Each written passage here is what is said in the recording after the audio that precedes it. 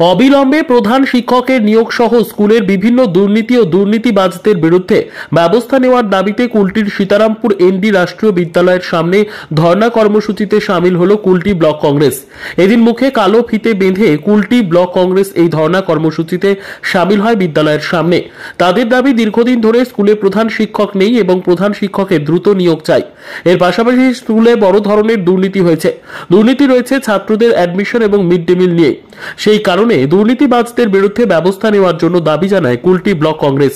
স্কুলের সামনে ধর্ণা কর্মসূচির পাশাপাশি স্কুলের কুলটি চক্রের পরিদর্শকের কাছেও একটি স্মারকলিপি ব্লক কংগ্রেসের পক্ষ থেকে তুলে দেওয়া হয়। এতে উপস্থিত ছিলেন কুলটি ব্লক কংগ্রেস সভাপতি সুকান্ত দাস ও কংগ্রেস কর্মী সমর্থকেরা।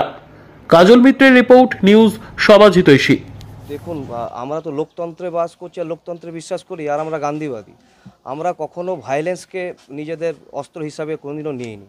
তো আমাদের এই আন্দোলনের পথই হচ্ছে ধর্ণা, অনশন, অবরোধ, এইগুলো হচ্ছে আমাদের লোকতন্ত্রের হাতিয়ার।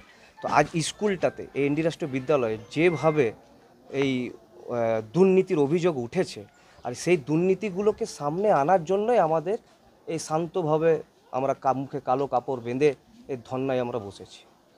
অভিযোগ দেখুন, অভিযোগটা আমাদের নয়, অভিযোগটা স্কুলের ভেতরেই একজন শিক্ষক নিয়ে এসেছেন, যিনি দীর্ঘদিন শিক্ষকতা করছেন, এখনও শিক্ষকতায় রয়েছেন। ওনার অভিযোগ হচ্ছে যে স্কুলে যিনি টিচার ইনচার্জ আছেন, এখনও স্কুলে প্রধান শিক্ষক নেই, তো যিনি টিচার ইনচার্জ আছেন উনি এবং বর্তমানে যে বোর্ড প্রেসিডেন্ট হচ্ছে, বোর্ড প্রেসিডেন্ট এরা কাকে করেন? যারা কাউন্সিলর হয় সেই সিস্টেমে তাকে বোর্ড প্রেসিডেন্টে, স্কুল কমিটি প্রেসিডেন্টে করা হয়।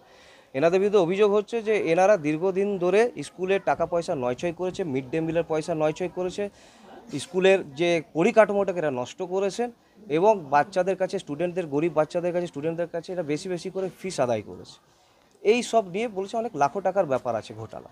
এটা নিয়ে ওনারা অভিযোগ করেছে, আর এই অভিযোগটার বিরুদ্ধে আমরা এগেনস্টে আমরা এখানে ধর্ণা প্রদর্শন করছি। আর আমরা চাই যে এটা উজাগার হোক মানুষের সামনে। এটা একটা স্কুল, আদর্শ বিদ্যালয়ের নামে এটা পরিচিত, আজকে তার অস্তিত্বটা নষ্ট হতে চলেছে। এটা তো আমরা এখানকার বাসিন্দা হয়ে এটা তো মেনে নিতে পারি না। তাই আমাদের একটা বলতে পারেন দাবি যে যত জলদি হোক এটা নিষ্পত্তি হোক। সুকান্ত দাস, আমি কুলটি ব্লক কংগ্রেস সভাপতি।